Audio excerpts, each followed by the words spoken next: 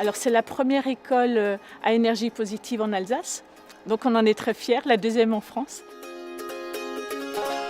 On sait que lors de la construction, il y a un coût financier supplémentaire parce qu'on est sur ce label BBC, bien sûr. Ce qui est difficile, c'est de monter les dossiers, c'est effectivement d'être certain de faire les bons choix.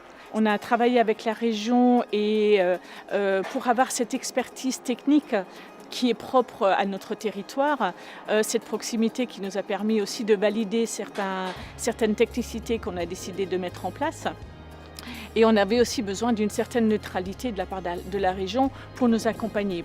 Nous, on a à l'époque eu beaucoup de chance parce qu'on a eu énormément de subventions. La région, bien sûr, est intervenue dans le financement de ce projet-là, mais l'État aussi, l'ADEME. Et sur les 1,8 million de financement, on a quand même eu 900 000 € de financement État.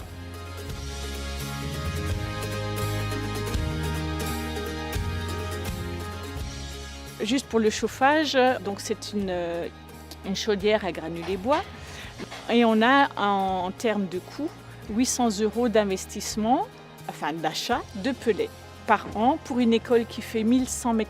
En fait, les thermiciens à l'époque ont aussi calculé la production d'énergie des enfants par classe qui nous permettait aussi de réduire le coût de chauffage derrière.